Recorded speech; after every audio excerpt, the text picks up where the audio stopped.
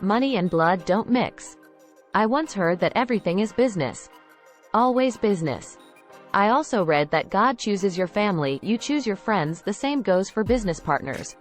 So the saying money and blood don't mix is just what it says. If you want to test a relationship, friendship or family, do two things: travel with them or go into business. Then you'll see what your bond is made of, and more importantly, what they're made of. To this, I have the first-hand experience. I once went into business with a family member. This is not to throw shade or bash anybody, just telling the story from my point of view.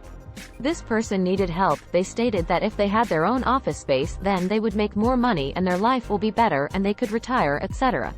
My credit was good and I felt like, hey, why not help out? It would be a good thing. I went to the bank, got a loan. Next, we went to a realtor, completed the necessary paperwork. The wheels were turning and earning. The first couple of weeks, a great deal of my personal money was spent on registrations. I figured I would recoup the money that I spent off the first check. There's money to be made in logistics. Who wouldn't want to make a few extra dollars? The deal was that we would both make loan payments in order to pay the loan off in half the time. Sounded like a good plan. To keep the story short, we ran into problems early on. Decisions that went against the finances were made by one party and not jointly. I think they had expectations that if you took one loan out, why not take another loan? I was firm that I couldn't afford another loan. Also, the original payment plan never took place. I was the only party making payments on the loan. There was no incentive to believe that going into more debt would pay off. I chose the option to default on the loan as no income was being made. When we had the conversation about what happened, they gave the impression that it wasn't a big deal. We tried, it didn't work out, no harm, no foul. I disagreed with that sentiment.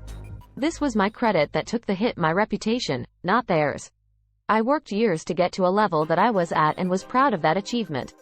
That was all gone now, and I was thrust into the world of debt collectors and bad credit, all because I wanted to help a family member and went into business with them.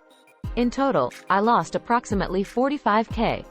If I would have been smart and followed the rule, money and blood don't mix, I could have saved that money and, more importantly on my part, spared the relationship. We talk less these days. The relationship is damaged even with the act of forgiveness, which I did forgive them.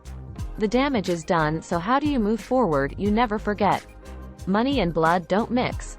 As far as their thoughts, I can't speak to how they feel, but actions speak louder than words. They started working for another company. That leaves one to think if they would have been patient, they could have done that all along, leaving me out of it. I gained absolutely nothing and lost a lot, because the relationship will never be the same because of their actions, whether they were intentional or from lack of knowing what was done was done. In hindsight, if a person comes to you and they have a business idea, you have to weigh the risk versus reward. Decide if this person is coming to you because they know that you care about them, which makes it easier for them to take advantage of you. One might say if you were a smart business person, then you would have done the necessary paperwork and came out on the other side unscathed. Well, I did what I knew to do. Incorporate, hired an accountant, etc., but that doesn't change the facts or the results.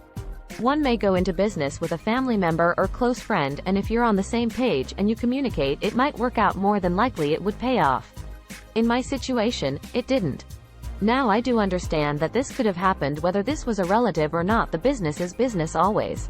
When you go into business with someone, you should be prepared for losses and gains. However, I'm positive that I would have never gone into business with them had I known the cost. I did it based on emotions and love for that person. Lesson learned. Money and blood don't mix. Things to remember. No is a complete sentence. Never co-sign for a family member or anyone. If they can't afford it alone, then they can't afford it with you. Don't loan out more than you can give away. If they need a loan this month, chances are they'll be short again next month when it's time to pay you back. Life Knowledge 5150.